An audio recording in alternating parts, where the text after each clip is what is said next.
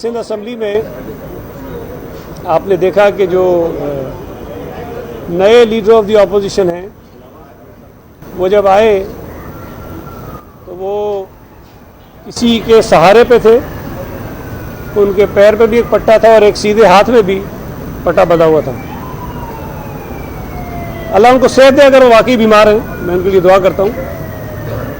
लेकिन मैंने एक वीडियो देखी, जब वो हॉस्पिटल जाने के लिए जेल से निकले तो ना उनके चलने में कोई प्रॉब्लम था और ना ही कोई उनको ऐसी चीज़ें नज़र आ रही थी। अल्लाह के फजल से बड़े सेहतमंद थे, ठीक ठाक थे। एम्बुलेंस के अंदर बैठे और उसके बाद हॉस्पिटल आ गए। फिर इन्होंने खुद अपने सीधे बाजू की तस्वीरें बनवाई और वो तस्वीरें सोशल मीडिया पे भी चली, शायद मीडिया पे भी चली होंगी, जिसमें जहाँ तक मुझे याद पड़ता है इस मकाम पर एक खराश उनको ज़रूर थी। मुझे नहीं पता कैसे लगी, लेकिन एक खराश उनको ज़रूर थी। वो खराश दिखा रहे थे कि मुझे ये चोट लगी हुई है। वो जब हॉस्पिटल के बाद थोड़ी देर के बाद इधर उधर होते हैं तो इतना यहाँ से ले गए यहाँ तक पट्टा उनके हाथ में आ जाता है, फिर पैर पे भी पट्टा चढ़ जाता है। फिर आपने देखा कि हॉस्पिटल में सालगिरह भी मनाते हैं और बिल्कुल वो क्या कहते हैं, वो पारी हो रही है, पारी, तो पारी भी की उन्होंने।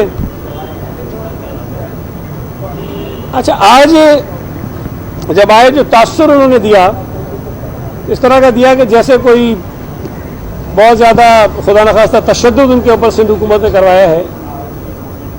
आप सब इस बात के गवाह हैं और मैं समझता हूं कि सीसीटीवी फुटेजेस भी इसकी मौजूद होंगी कि जब ये साहब गिरफ्तार हुए, गिरफ्तार होने के बाद इनको जब सीआईए सेंटर मुंतकिल किया गया, वहां पर इनके मिलने पर किसी किस्म की कोई पाबंदी नहीं थी। इनके वुज़रा, इनके एमपीएज, इनके एमएनएज, इनकी फैमिली, हत्ता कि इनके नौकर चाकर भी वहां आते जाते रहे और कोई प्रॉब्लम, किसी किस्म की पाबंदी इन पर नहीं थी, ना ही हवालात में थे। अगर सिंध हुकूमत ने कोई सख्ती करनी होती तो बात यह है कि कानूनी तौर पर, उसूली तौर पर एक शख्स जिसके खिलाफ दहशतगर्दी का मुकदमा हो उसको हवालात में होना चाहिए था। सिंध हुकूमत ने उन्हें हवालात में नहीं रखा, पुलिस ने उनको हवालात में नहीं रखा, उनको एक कमरे में रखा। फिर वहां अचानक से एक सांप निकल आता है और ये कहा जाता है कि उनको मारने के लिए कोई सांप भेज दिया गया था। अब इसकी तो तहकीकात हो रही है, मैं उसमें नहीं जाऊंगा, मेरे पास वो रिपोर्ट नहीं है इस वक्त। लेकिन मुझे जितना, मैं हरीम आदिल शेख को समझता हूँ, जितना आप समझते हैं, इस किस्म की हरकतें करके चीप पॉपुलैरिटी हासिल करने के लिए वो कुछ भी कर सकता है। तो 99% मुझे तो ये यकीन है, 1% का डाउट छोड़ता हूँ मैं, कि ये सांप भी शायद कोई मैन्युफैक्चर्ड प्लान था जिसके तहत कोई जो मिलने वाली आती रही वहाँ, उनमें से कोई ले आया होगा, ले आई होगी और फिर ये सारा ड्रामा हुआ। वैसे अजीब बात है, अगर आप यहाँ 4 फुट का सांप देखें तो आप क्या करेंगे उसको? ये मारने कैसे, कहाँ से आएगा, इसको कैसे मार देंगे, मुझे तो समझ नहीं आ रही बात। चलें, शायद उनको सांप मारने का तजर्बा होगा। ये सारा एक हुआ। उसके बाद जब ये जेल मुंतकिल हुए तो मेरा ये एक कयास है, मेरा ख्याल है कि शायद जो कुछ थाने में हुआ और जिस तरह हम पे इल्ज़ाम लगाया गया कि हम उनको मरवाना चाहते हैं, तो जेल इंतज़ामिया ने मुनासिब समझा कि उन्हें ज़्यादा हम ऐसी जगह पे रखें या ऐसा माहौल दें जिसमें उस किस्म की मेल जोल की आज़ादी ना हो जो थाने में थी। अगर वही हरकत दोबारा जेल में दोहराई जाती, कोई ऐसा वाक़या हो जाता, यहाँ सांप आया था, वहाँ कोई शेर आ जाता, कोई और जानवर आ जाता, तो खामखा हमारे गले और चढ़ानी पड़ती थी। इसलिए जेल में शायद इनको ज़रा पाबंदी ज़रूर लगाई होगी कि आप किसी मेल मुलाकात नहीं कर सकते, आप बंद रहेंगे, और वो कोई गलत बात नहीं है। अब ये आज भी माशाल्लाह आपने देखा, जो तकरीर कर रहे थे, ये हाथ जो टूटा हुआ लग रहा था बगैर पट्टे से, वो किस तरह उछल उछल के जो है वो हाथ माशाल्लाह अपनी कारकर्दगी दिखा रहा था। तो मैं समझता हूँ कि ये ड्रामेबाजियाँ जो हैं वो मुनासिब नहीं है। मैं आपसे गुजारिश करूँगा, अगर आप चले गए बाजू खुलवा लें, कितना जख्म है देख लें, इस पर पैर की पट्टी खुलवा लें, देख लेंगे क्या जख्म है इस पर, आपको अंदाज़ा हो जाएगा। ये नामुनासिब बात है। मैं सिर्फ वो वाक़यात थोड़े से आपको याद दिलाना चाहता हूँ कि जो तासुर ये है कि सिंध हुकूमत ने कोई झूठी एफआईआरें बना दी, कोई बड़ा जुल्म कर दिया और कोई सियासी इंतकामी कार्रवाई ले ली इनके खिलाफ, तो ये तो पिछले कोई 2.5-3 बरसों से तूफान बदतमीजी इन्होंने मचाया हुआ है। वो कोई एक नहीं है, इनके बहुत सारे लोग हैं कर रहे होते हैं, हम बर्दाश्त कर रहे हैं, हमने कुछ नहीं किया। अगर इंतकामी कार्रवाई करनी होती है तो बहुत सारी चीजें इन्होंने पहले की, उसकी बुनियाद पर कर सकते थे।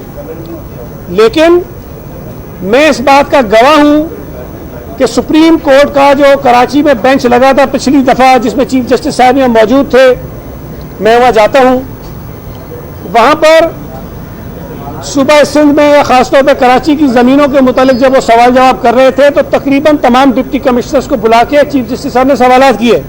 मैं मौजूद था, मेरे सामने डिप्टी कमिश्नर मलीर ने चीफ जस्टिस साहब को ये रिपोर्ट पेश की कि जनाब जुलाई से लेकर दिसंबर तक हमने इतने 100 एकड़ ज़मीन गैर कानूनी कब्जे से छुड़वाई है और उन्होंने कहा कि ये सिलसिला जारी है, हम आगे भी करते रहेंगे।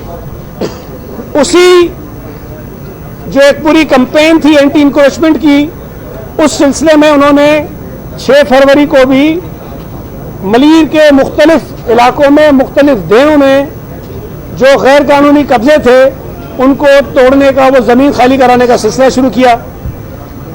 उसमें इत्तेफाक से 2 फार्म हाउसेस जो हैं वो हलीम आदिल शेख के अजीज़ों के निकल आए।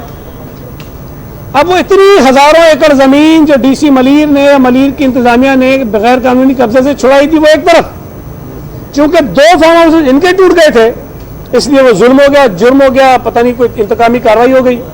वो तो खुद कहते हैं कि मेरे नहीं है, वो तो खुद कहते हैं कि कोई मेरे कज़न का है, कोई पता नहीं किसका है। भाई जब आपके नहीं है किसी और के हैं तो ये कहाँ लिखा है कि किसी का कोई कज़न जो है वो कब्जा नहीं कर सकता? हो रखी है उन्होंने। और जब ये कहते हैं कि अदालत का स्टे ऑर्डर है तो मुनासिब तरीका ये था कि आप अदालत में जाके कह दो जो कह रहे हैं कि हमने किया है, ठीक है। अदालत अगर कहते कि जमीन इनकी है तो जमीन आपकी है भाई।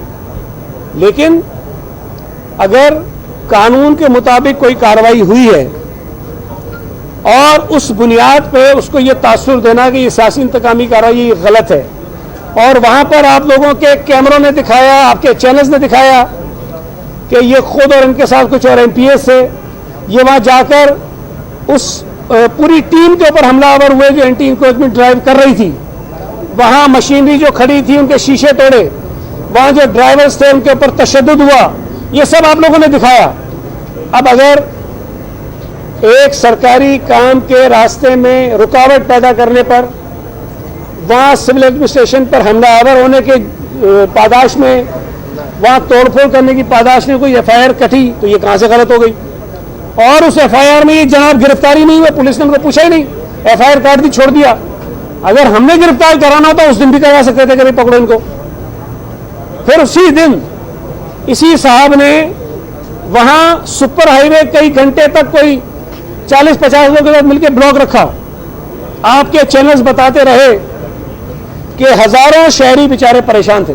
सुपर हाईवे का ब्लॉक हो जाना चंद घंटों के लिए आप अंदाजा लगा सकते हैं कि कितनी लोगों को तकलीफ होती है। वो हुई, आपके चैनल्स ने दिखाया। उस पर अगर कोई पर्चा हुआ कहां से गलत हो गया, फिर उस पर भी गिरफ्तारी नहीं हुई। अगर हमने कराना होता तो हम तो 6 फरवरी को गिरफ्तार करा लेते, तो उसने कार्रवाई नहीं की ना हमने पूछा। 16 फरवरी को जो इलेक्शंस हो रहे थे मलीर में, आप ये साहब कह रहे हैं मेरा तो वोट हुआ था, मैं वोट डालने गया था। भाई वोट आपका एक पोलिंग स्टेशन में होगा ना, आप जाएं वोट डालें, किसने रोका आपको? मैं आपको बताऊं कि इलेक्शन कमीशन का जो कोड ऑफ कंडक्ट है उसके मुताबिक कोई एमपीए, कोई एमएनए, कोई सेनेटर, कोई वजीर उस हलके में नहीं जा सकता जहां पे इंतखाबात हो रहे हों। मैं कराची का सदर हूं पीपल्स पार्टी का, ये इलेक्शन हो रहे थे, मेरी जिम्मेदारी बनती थी, मैं उस इलेक्शन की मुहिम से शुरू होने से लेकर आखिर तक मैं उस हलके में नहीं गया। कोई दिखाते कहीं मेरी मौजूदगी वहां पर? हमारा कोई वजीर वहां नहीं गया। वहां इनके तमाम एमपीएस एमएनएस कैंपेन करते रहे, हमने शिकायत भी नहीं की इलेक्शन कमीशन को। इलेक्शन के दिन से पहले हमारी कोई शिकायत भी नहीं है। हमने कहा ठीक है एमपी एमएनए कर रहे हैं, कोई फर्क नहीं पड़ता, अपने वोट कैंडिडेट के लिए आके वोट मांग रहे हैं, कोई आज नहीं, करते रहे। फिर इलेक्शन का दिन जब आता है तो इलेक्शन के दिन के लिए जो कोड ऑफ कंडक्ट है वो उससे ज्यादा सख्त है कि सिर्फ एमपीएस एमएनएस नहीं, कोई भी फर्द जिसके पास लाइसेंस याफ्ता असलहा हो वो उस हल्के में नहीं जा सकता और असलहे की नुमाइश बिल्कुल नहीं कर सकता। और पोलिंग स्टेशन के अंदर जाना तो दूर की बात है, आप हल्के में असलहे की नुमाइश नहीं कर सकते, अपने लाइसेंस याफ्ता असलहे की नुमाइश नहीं कर सकते। ये साहब, मैंने सुना है कि सुबह 8 बजे उन्होंने प्रेस कॉन्फ्रेंस की थी उस दिन, इलेक्शन के दिन, और उसमें यह फरमाया कि जी मुझ पे हमला हो सकता है। भाई इसको वही नाज़िल हुई थी कि इस पर हमला होने वाला है? इसको किसने बताया था कि इसके ऊपर हमला हो जाएगा? और उस दिन सुबह 8 बजे से लेकर ये साहब मुसल्ला लोगों के साथ उस हल्के के कई पोलिंग स्टेशंस के अंदर घुसकर पोलिंग के अमले को, पुलिस को हरासा करता रहा और कोशिश ये थी कि किसी तरह जो वोटिंग का प्रोसेस है उसको ये मुतासिर करे, उसको खराब करे, वहां झगड़ा करे ताकि लोग वोट कास्ट ना कर सके। जो उन्होंने गुजरांवाला में किया, जो उन्होंने डस्का में किया, ये सारी हरकतें ये कर चुके हैं वहां। ये पीटीआई का एक मेथड था कि किसी तरह जहां वो हार रहे हैं वह वोटिंग का जो टर्नआउट है उसको ये डिस्टर्ब करें, वोटरों को डराएं ताकि वोट कास्ट ना हो सके। वो ये करते रहे। मैंने खुद उस दिन एक वीडियो भी शायद आपने देखी होगी, कोई 12-1 बजे के करीब रिलीज की और इलेक्शन कमीशन से गुजारिश की कि भाई एक आदमी मुसल्ला लोगों के साथ पूरे हल्के में घूम फिर रहा है, पोलिंग स्टेशन के अंदर जा रहा है, डरा रहा है, धमका रहा है, झगड़े कर रहा है, खुदा के लिए उसको निकालो और उसके ऊपर कार्रवाई करो। उसके बाद वो एक किसी पोलिंग स्टेशन पे गए जहां कोई तकरार हुई, तकरार के बाद फायरिंग इनके लोगों ने की, उसकी वीडियोस मौजूद हैं, और फिर ड्रामा ये हुआ कि जी मेरी गाड़ी पे फायर हो गया। हम तो मुतालबा कर रहे हैं वो गाड़ी कहां है भैया, भी जिसके ऊपर गोली लगी थी उस गाड़ी को पेश करो ना पुलिस के सामने, उसकी फॉरेंसिक कराओ कि जो उसके ऊपर बुलेट लगा है वो किस राइफल से चला हुआ है। वो असलहा जो वीडियोस में, जो तस्वीर में सुबह से नजर आ रहा था इसके लोगों के पास, वो असलहा किधर है, वो लोग किधर हैं? जो लोग पकड़े गए हैं वो उनके अलावा हैं जिनकी तस्वीरें और वीडियोस आपने देखी है, वो लोग पेश करो ना, आप वो असला पेश करो। वो जो खाली खोल वहां से मिले हैं जहां पे फायरिंग हुई है उसको फॉरेंसिक कराओ कि ये खोल किन की राइफलों से चले हुए हैं, किसके असले से चले हुए हैं। वो करने को तैयार नहीं है और ये आके कहते हैं मुझ पे हमला हो गया था। और जो एफआईआर कटी है वो कानून के मुताबिक कटी है, आप अदालत में, अदालत फैसला करेगी। लेकिन ये कहना कि जी मेरे ऊपर गलत एफआईआर काट दी, सियासी इंतकामी कार्रवाई है, मेरे भाई मैं वजीर हूं तो मुझे कोई ऐसी एम्यूनिटी नहीं मिली हुई है कि मैं जो मर्जी क्या करता फिरूं, कोई कानून मुझ पर लागू नहीं होगा। मैं लोगों के खून कर दूं कोई मुझे पूछेगा नहीं, मैं उठा के हवाई फायरिंग कर दूं कोई मुझे पूछेगा नहीं। आपके चैनल्स किसी शादी में कोई एक फायर कर दे उसकी वीडियो चलाते हैं कि जनाब हवाई फायरिंग हो रही है, वो बेचारा पकड़ा भी जाता है, उनकी शादी भी रुकती है, वो जेल भी जाते हैं, सारे काम होते हैं कानून के मुताबिक है। और लाइसेंस वाला असला होता है वो, लेकिन फायरिंग हो जाती है।